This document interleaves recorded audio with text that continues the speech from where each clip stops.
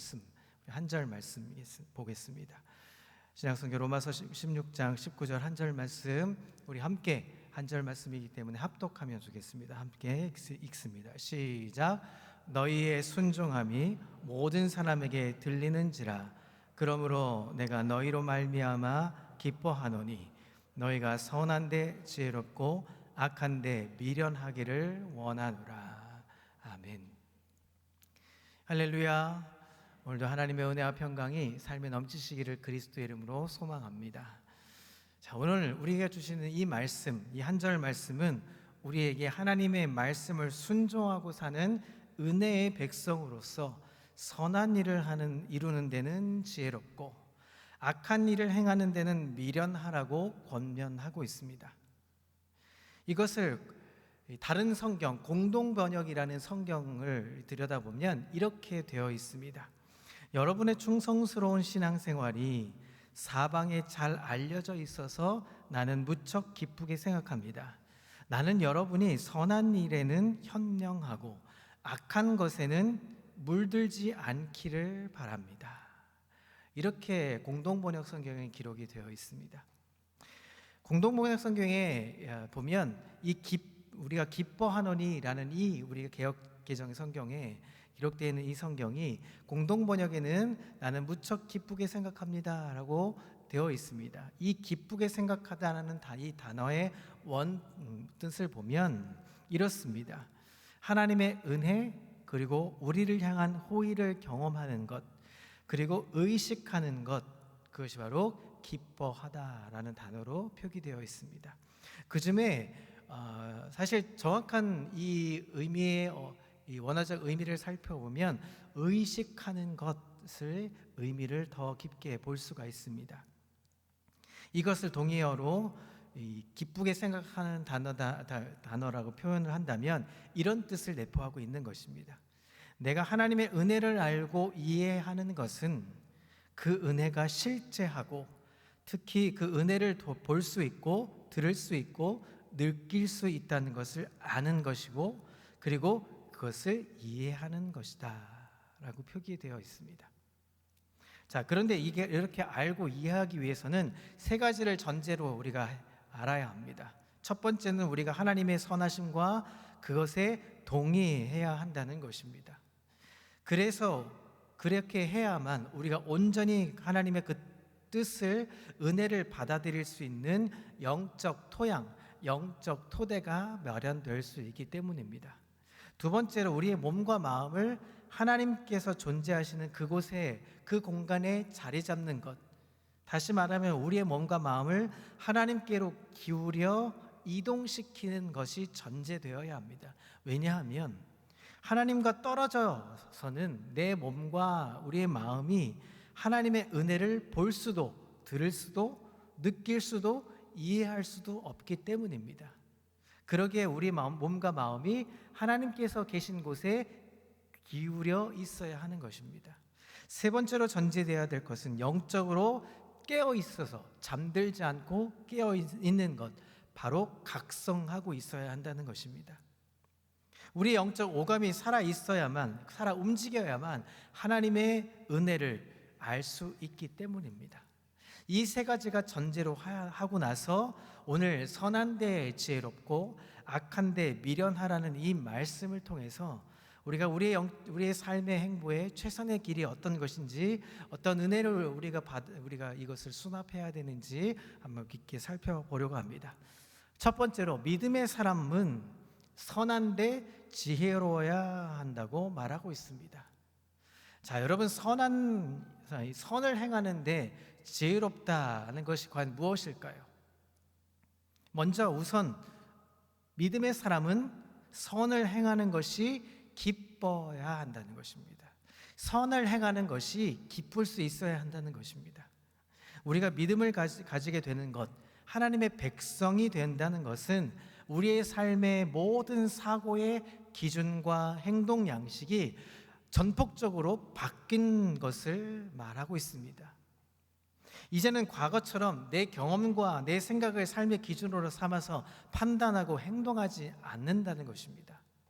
이제는 하나님의 뜻을 이루어 드리는가 그렇지 않은가에 우리의 삶에 명운을 걸어야 한다는 것입니다. 그리고 그것이 우리의 의무가 아니라 기쁨으로 우리가 그것을 행해야 된다는 것입니다. 그럴 때 선이라는 것은 구체적으로 하나님의 뜻을 따르고 행하고 이루어 드리는 것이 바로 선이라는 말입니다. 예수님이 십자가의 쓴 잔을 드신 것은 본인이 마음에 원해서가 아니었습니다. 하나님의 마음에 합당함을 이루어 드리기 위함이었습니다. 여러분, 골고다 언덕에서 어땠습니까? 기도하실 때 할 수 있다면, 하나님 할 수 있다면, 아버지 할 수 있다면 이 잔을 내게서 멀리 해주십시오. 예수님의 소망이었습니다. 그러나 예수님은 기도 끝에 그 잔을 드셨습니다. 결국은 하나님의 뜻을 뜻이라는 것을 마음에 수답하게 됩니다. 그리고 내 뜻대로 하지 마시고 하나님 아버지의 뜻대로 하옵소서라고 기도하죠. 결국 이 선이라는 것은 하나님의 뜻을 따르고 행하고 이루어 드리는 것이 바로 선이라는 것입니다. 그러니 선한데 지혜롭다라는 이 말뜻의 깊은 이 선의 의미는 착한 일, 이것이 아니란 것입니다. 선한 일을 이야기하는 것이 아니라 하나님의 뜻을 따르고 행하고 이루어 드리는 일, 그것이 바로 선이고 그 선한 일을 행할 때 기뻐할 수 있어야 한다는 것입니다. 여러분, 다니엘서 1장 8절에 보면 다니엘의 결심하는 장면이 나옵니다. 이방 국가 바벨론 내 어린 시절에 포로로 끌려갑니다. 그런데 다니엘은 왕궁에서 왕이 하사하는 왕의 진미와 포도주를 마실 수 있도록 배려를 받게 되었습니다. 하지만 다니엘은 이것을 거부했습니다. 왜냐하면 당시 이도교들은 자신들이 먹는 음식과 포도주의 일부를 자신이 섬기는 신, 이방신의 우상에게 먼저 봉헌한 후에 먹게 되었습니다. 그래서 구약시대에 이런 우상 제물을 먹는 것은 우상 숭배를 참여한 것과 동일시했습니다. 그래서 다니엘은 그것을 먹지 않기로 결심하고 간청했던 것입니다. 이것이 어떤 결과를 가져올지, 어떤 위험 부담이 있을지 그는 분명하게 알고 있었지만 그는 하나님의 뜻을 이루는 것이 무엇인가를 분명하게 판단했기 때문에 이 결단이 가능했던 것입니다. 여러분, 선이라는 것은 하나님의 뜻을 이루는 것이라고 말씀드렸습니다. 내게 어떤 유익이 있을까, 내게 어떤 아픔이 있을까 보다 하나님의 뜻이 무엇인가를 알아야 그것을 이루어 드릴 수 있는 것이고 그것이 바로 선이라는 것입니다. 창세기 39장에 보면 요셉이 보디발의 아내에게 유혹을 당하는 그것을 뿌리치는 장면, 도망하는 장면이 나옵니다. 인간적인 욕구보다 하나님의 백성으로 그 뜻을 이루어 드리고자 삶의 기준이 순간적으로 그에게 일어나는 인간적인 욕구를 능가했기 때문에 가능했던 일이었습니다. 따라서 그에게는 분명한 행동을 이루게 했던 것입니다. 그의 마음에 여러분, 그 순간에 인간적인 생각들, 내가 여기서 도망칠 때 과연 저 보디발의 아내가 나에게 어떤 죄를 누명을 뒤집어 씌울까? 어떤 어려움이 다가올까? 또 이것으로 인해서 어떤 역사가 전개될까? 그 순간 두렵고 무섭고 부담스러운 마음, 그런 생각들이 들지 않았겠습니까? 하지만 그 순간에는 그는 그와 같은 생각보다 더 그것을 넘어서서 하나님의 뜻을 따르고자 하는 생각이 앞섰기 때문에 결국 그는 그 위기를 모면할 수 있게 되었던 것입니다. 결국 그는 어떻게 됩니까? 요셉은 감옥에 갇히게 됩니다. 그러나 결론적으로 우리는 잘 압니다. 애굽의 총리의 자리로 오르게 되고 하나님의 축복을 받는 권세를 얻게 되죠. 다시 한번 강조해서 말씀드리겠습니다. 이 선이라는 것은 구체적으로 하나님의 뜻을 따르고 행하고 이루어 드리는 것을 말합니다. 더욱이 내 의지가 아니라 하나님의 뜻을 우선하는 삶의 구조가 이루어져야 우리는 선을 행할 수 있게 되는 것입니다. 여러분, 이 세상에 우발적으로 이루어지는 일은 단 한순간도 없습니다. 나도 모르게 무의식적으로 우발적으로 그 일을 했어. 여러분, 이 말은 옳지 않습니다. 세상에는 우발적인 일은 존재하지 않습니다. 모든 것이 우리의 사고 구조에서 흘러나와서 그렇게 될 수밖에 없는 구조로 되어 있습니다. 얼마 전에 우리가 비극적인 뉴스를 접하게 되었습니다. 그것은 어린 초등학생 한 아이가, 그것도 선생님이 아주 극악한 이 살인을 저질렀죠. 우발적인 행동이라고 말했습니다. 그러나 그것이 여러 가지로 그 전 남편에 의해서 그 행적이 밝혀집니다. 이미 오랜 시간 계획하고, 오랜 시간 생각하고, 오랜 시간에 거쳐서 범행의 계획성을 가지고 그 범행을 저질렀다 하는 것입니다. 모든 사고는 그것이 생각으로 흘러가게 되어 있습니다. 실수도 아니고 우발적인 것도 아니고 우연한 일도 아닙니다. 그렇게 될 수밖에 없도록 그의 사고의 구조가, 생활의 구조가 이루어졌다는 것입니다. 그러니 평상시에도 자기도 모르게 습관적으로 그 일들을 일어나는 것입니다. 사랑하는 성도 여러분, 우리는 평상시에 늘 하나님의 뜻을 이루는 구조가 형성되어야 할 줄 믿습니다. 여러분, 왜 우리가 교육을 받고 우리가 훈련하고 왜 학습을 합니까? 왜 반복한 훈련들을 계속해 나갑니까? 십수년 동안 우리가 신앙생활을 하면서 성경 공부 수도 없이 해보고 교육과 양육의 훈련들은 수도 없이 받았습니다. 매 순간 예배 시간에 말씀을 듣고 그 말씀대로 살아보기로 우리가 결단해 봅니다. 왜 그렇게 합니까? 우리의 구조가 하나님을 향한 생활의 구조로, 우리의 구조가 말씀에 입각한 구조로 만들어야 하기 때문입니다. 여러분, 이런 명언 들어보셨습니까? 우리에게 습관이 인생을 좌우한다. 습관이 인생을 바꾼다. 아마 이런 이야기 들어보신 적 있을 겁니다. 습관이 우리 삶의 구조이기 때문입니다. 선을 행하는 것이 기쁨이라는 이 사고 구조와 생활 구조가 우리에게 이루어질 때 우리는 비로소 선을 행하는데 지혜로울 수 있게 되는 것입니다. 더욱이 선을 행하는 것은 억지로 할 수가 없습니다. 억지로가 아니라 기쁨으로 할 수 있게 되는 것입니다. 여러분, 억지로 하는 것은 오래가지 못합니다. 최상의 결과를 이룰 수가 없습니다. 여러분, 우리가 드리는 예배 어떻습니까? 우리가 의무감으로 그냥 주일날 어쩔 수 없이 안 드리면 혼날 것 같고, 안 드리면 가정의 평화를 깨질 것 같고, 안 드리면 안 될 것 같아서 예배를 드린다면 여러분, 그 예배는 오래 지속될 수 없습니다.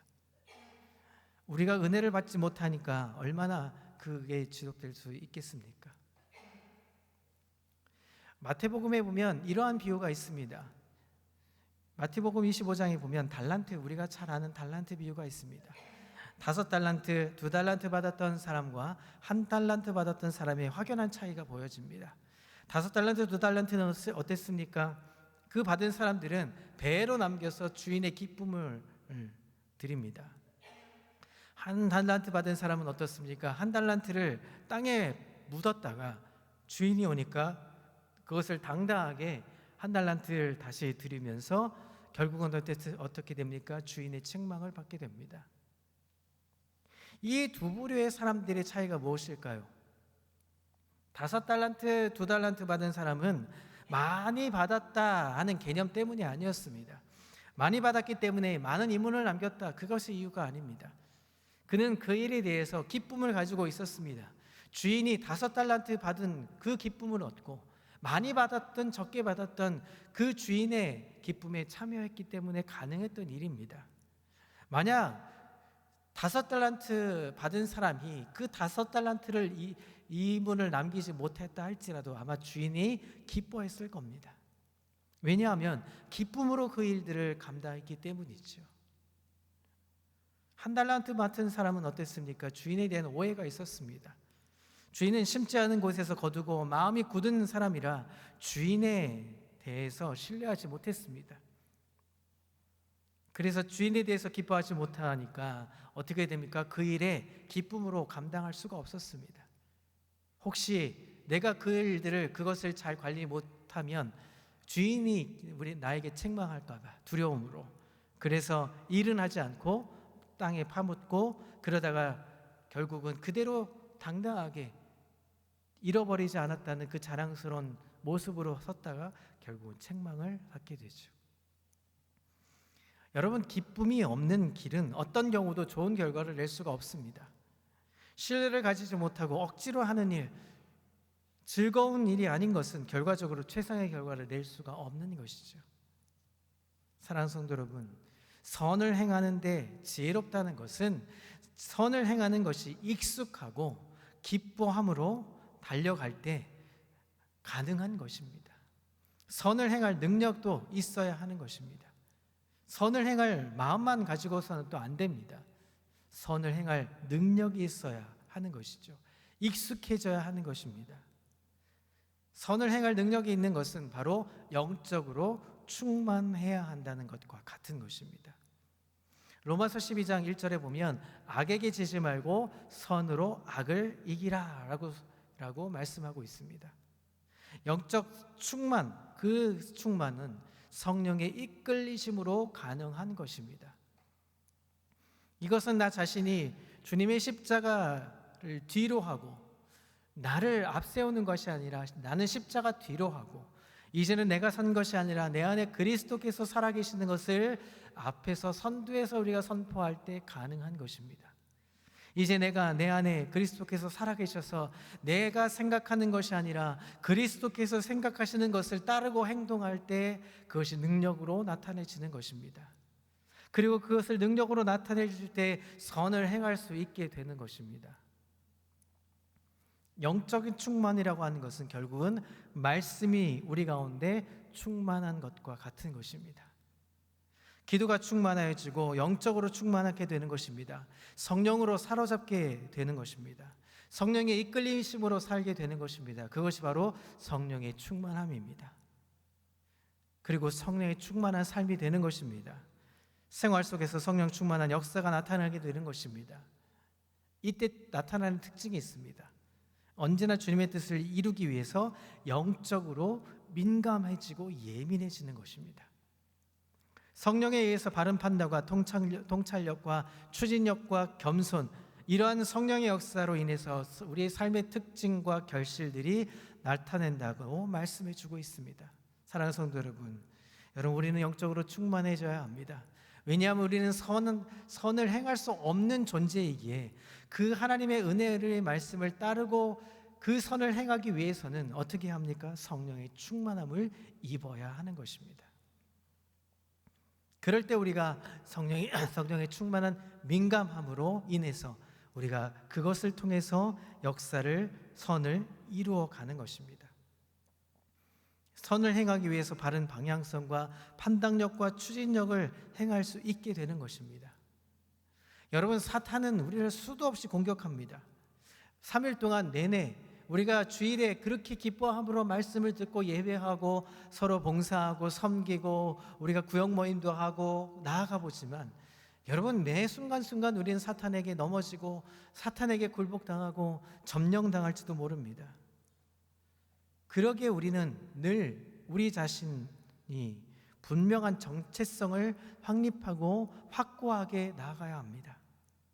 하나님의 뜻을 이루기 위해서 하나님의 뜻의 깊은 통찰과 우리의 현실에 대한 통찰과 그리고 인간에 대한 통찰을 가지고 있어서, 그리고 세상을 향한 하나님의 뜻을 분별할 수 있는 마음을 가지고 있을 때 우리가 비로소 그 선을 행할 수 있게 되는 것입니다. 여러분, 오순절 이전의 제자들과 오순절 성령 충만한 사건 이후에 제자들의 모습은 확연히 차이가 났습니다. 그 차이는 성령의 충만함을 받았을 때 차이가 났던 것이죠. 이전까지는 무섭워서 기도할 수밖에 없었습니다. 그러나 기도한 대로 나가서 성령의 충만을 받고 나가서 복음을 전했을 때, 그들의 삶을 던질 수 있었을 때 하나님의 역사를 경험했던 것입니다. 우리의 상황 속에서 어떻습니까? 우리가 성령 충만함을 이루고 있을 때 비로소 우리가 선을 행할 수 있고 그것을 지혜롭게 기뻐함으로 나아갈 수 있게 되는 것입니다. 그래서 선을 행하기 위해서는 우리가 그 힘을 전력 투구를 해야 합니다. 어떻게 전력 투구할 수 있습니까? 우리가 우리의 삶의 목표가 단지 재물을 쌓고 명예를 쌓고 우리가 잘 살기 위해서 우리가 신앙생활을 하는 것이 아니라 우리의 최종 목표, 궁극적인 목표가 무엇입니까? 저 천국의 소망을 두는 것입니다. 저 천국의 소망을 최종 목표를 두고 나아갈 때 우리가 그 목표를 가지고 있을 때 계획을 해야 하죠. 어떤 계획을 수립해야 합니까? 올해 우리가 목표가 무엇입니까? 힘써 여호와를 알아가는 계획을 가져야 하는 것입니다. 우리가 여호와 하나님을 알아가기 위해서 우리가 어떤 구체적인 목표를 세웁니까?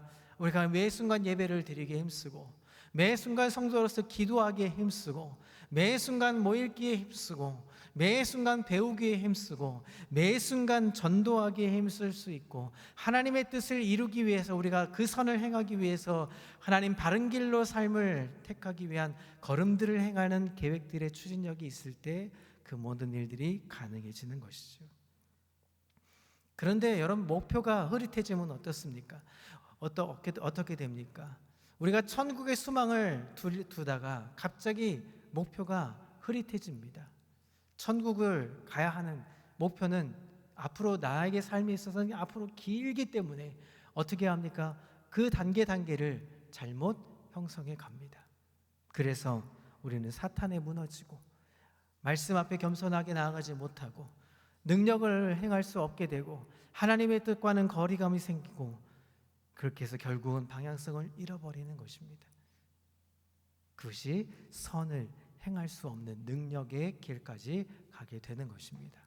사랑하는 성도 여러분, 오늘 첫 번째 우리 이슈, 믿음의 사람은 선한데 지혜롭고 그 선한 일을 하기 위해서 기뻐함으로 우리가 매 순간순간 하나님을 의지하며 믿음의 전력 투구를 해가며 선한 데 지혜로운 사람으로 늘 날마다 설 수 있는 하나님의 사람 우리 평강교회 성도들 다 되시기를 그리스도의 이름으로 소망합니다. 자, 그렇다면 두 번째, 믿음의 사람은 악한데 미련하라고 선포하고 있습니다. 믿음의 사람은 어떻습니까? 악은 모양이라도 버리고 싫어해야 합니다. 경건에 방해되는 것은 그 모양도 싫어해야 합니다. 냄새도 싫어야 합니다. 가까이 가기도 싫어져야 합니다. 악은 하나님의 뜻을 저버리고 따르지 않게 되고 벗어나기 때문입니다. 힘써 여호와를 알아가는데 주저하게 만듭니다. 배우기에 힘써야 하는데 배우지 못하도록 방해합니다. 여러분, 아담과 하와가 대표적이죠. 선악과 따먹지 말라고 했습니다. 어땠습니까? 정말 따먹으면 죄가 될까? 결국은 어땠습니까? 그것이 선악과를 따먹었다 안 먹었다가 중요한 것이 아닙니다. 하나님의 언약, 하나님의 약속을 깨트렸기 때문에 죄악인 것입니다. 하나님의 약속을 깨트린 것, 그것이 바로 죄였던 것입니다. 바로 그것이 악이었던 것입니다. 실과의 문제가 아니라 바로 약속을 어겼기 때문에 문제가 되었던 것입니다. 사울왕은 어땠습니까? 힘이 생기고 전승의 결과가 생기고 전과가 생기고 그만의 뜻에 따라 결정하는 오류를 범하기 시작합니다. 하나님의 뜻에 대해서 관심조차 없어지기 시작합니다. 여러분, 저를 따라 한번 이렇게 얘기하면 좋겠습니다. 저를 따라 얘기하시죠. 하나님의 뜻에 관심이 없어지면 위기입니다. 하나님의 뜻에 대해서 관심이 없어지면 우리는 위기인 것입니다. 우리에게 악을 쫓아가는 길로 나아가는 것입니다. 우리는 자꾸 실수하게 되는 것입니다. 우리는 자꾸 하나님의 선을 따르지 않고 악을 따라가게 되는 것입니다. 좀 귀찮은 것 같아도 어떤 일을 할 때마다, 무슨 일을 할 때마다 이렇게 질문을 던져야 합니다. 하나님, 무엇을 원하십니까? 하나님, 뜻이 무엇입니까? 어떤 것 때문에 나는 이렇게 하나님의 뜻을 확신하고 나아갈 수 있겠습니까? 하나님, 이 일이 과연 맞는 것입니까? 그것에 대한 질문과 그것에 대한 확고부동한 분명한 대답을 얻을 때 우리가 비로소 움직일 수 있는 것입니다. 여러분, 여리고성 전투 아시죠? 거기서 승리했습니다. 그 아간이라는 사람은 하나님이 취하지 말라고 하는 물건을 취하면서 숨겨버렸습니다. 그 결과 어땠습니까? 이스라엘 백성은 훨씬 더 적은, 훨씬 더 약한 아이성 전투에서 대패합니다. 많은 사람들이 죽게 되었습니다. 자신을 죽이고 남을 죽이고 민족을 패배하게 되는 행위가 바로 악을 따라가는 것입니다. 악은 이런 것입니다. 하나님의 뜻을 어기고 자신도 망하고 남도 망하고 하나님의 백성도 망하고 나라도 망하게 하는 것이 바로 악한 길로 따라가는 것입니다. 여러분, 악을 행하면 우리는 괴로워야 합니다. 불안해야 합니다. 그것이 우리의 사고와 생활의 구조로 만들어야 합니다. 여러분, 악을 행할 때 두려워하지 않게 되고 괴로워하지 않게 되고 불안하지 않게 되고 무서워하지 않게 되면 우리는 결국은 죄악의 길로 갈 수밖에 없습니다. 여러분, 다윗이 범죄한 후에 어땠습니까? 하나님 앞에 눈물을 흘려 기도한 내용이 무엇입니까? 네, 하나님, 내게 구원의 즐거움을 회복시켜 주십시오. 그가 왕으로 있었는데 그가 범죄한 이후에는 하나님의 마음에 구원의 즐거움이 사라져 버렸습니다. 수금과 비파를 연주하면서 하나님을 찬미했던 다윗이 그가 악을 저지른 이후에 그는 노래가 사라집니다. 찬미의 제사가 사라집니다. 즐거움이 사라집니다. 구원의 감격이 사라져 버렸습니다. 왕의 위치에 있어도 구원의 즐거움이 상실되면 괴로워지는 것입니다. 그리고 하나님께 눈물을 흘리며 간구하게 됩니다. 하나님, 내게 구원의 즐거움을 회복시켜 주십시오. 다윗의 고통의 절규였습니다. 여러분, 우리가 악을 행하면서 불안하지 않으면 우리는 마비된 상태입니다. 악을 행하려는 순간 우리는 그 순간 그 자체가 무능해져야 합니다. 악을 행하려고 할 때 그것을 저지를 수 없을 만큼 무능해져야 합니다. 이것이 악에 대해서 미련해지는 것입니다. 악을 행하려는 순간 우리는 가슴이 떨리고 소심해지고 무능해져야 하는 것입니다. 그것이 오늘 성경이 말하는 미련한 것입니다. 악한 일을 도모하기 위해서 여건과 능력과 주변의 사람들을 차단해야 합니다. 여러분, 누구에게 영향받는 줄 아십니까? 자주 만나는 사람에게서 영향을 받습니다. 누구와 우리가 친하게 지내고 계십니까? 어떤 분들과 친하게 지금 지내고 계십니까? 믿음의 동지들과 친하고 계십니까? 아니면 믿지 않는 사람들과 더 가깝게 지내고 계십니까? 질문에 여러분 답을 해보면 결과는 뻔합니다. 여러분, 하나님과 거리된 것들을 제거하면 하나님과 더 가까워지게 되어 있습니다. 하나님을 더 가까이 하는 사람들과 같이 하게 되면 하나님을 더 가까이 가게 되는 것입니다. 그래서 구역 모임을 하는 것이고, 그래서 우리가 모일 때마다 함께 모여서 교제하고 나누게 되는 것입니다. 사랑하는 성도 여러분, 악에게 지지 말고 선으로 악을 이기면서 지혜롭게 나갈 수 있는 모든 성도 다 되시기를 그리스도의 이름으로 소망합니다. 자, 이제 마지막으로, 그렇다면 선한데 지혜롭고 악한데 미련한 성도가 되기 위해서 우리는 어떤 준비를 해야 할까요? 그것은 늘 날마다 우리 마음에 하나님의 선을 이루기 위해서 삶의 비전과 계획과 훈련과 회개 역사가 일어나야 한다는 것입니다. 어떤 준비가 필요하다고요? 삶의 비전과 계획과 훈련과 회개의 역사가 날마다 일어나야 한다는 것입니다. 내 삶의 비전이 선을 이루기 위해서 초점을 맞춰야 하는 것입니다. 우리의 삶이 항상 선을 계획하고 진행하도록 우리가 훈련해야 하는 것입니다.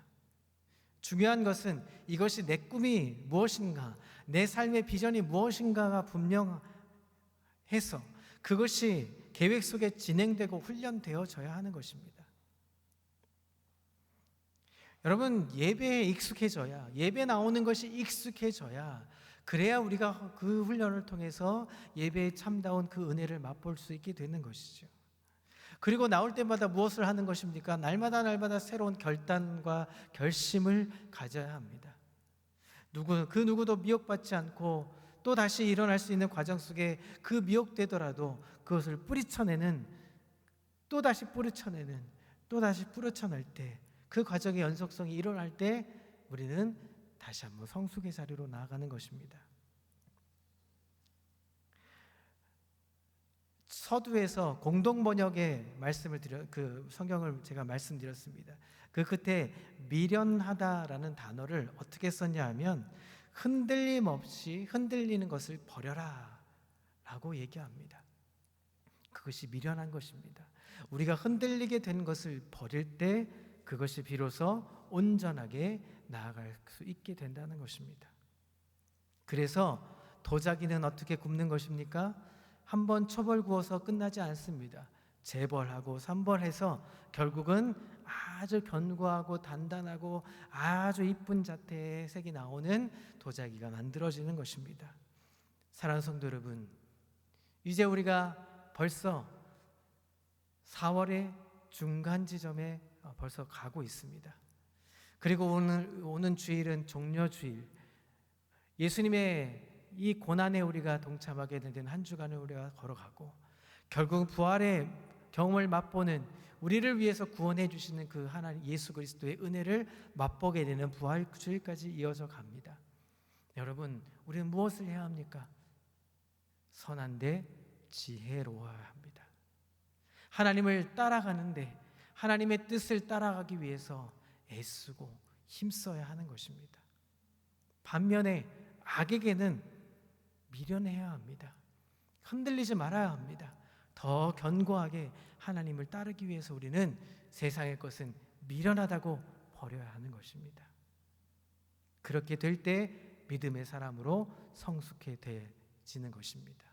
사랑하는 성도 여러분, 올 한 해 남은 기간 동안 우리가 선한 데 지혜롭고 악한 데는 미련할 수 있는 아름다운 믿음을 가진 믿음의 사람, 우리 평강교회 성도들 다 되시기를 그리스도의 이름으로 소망합니다. 이 시간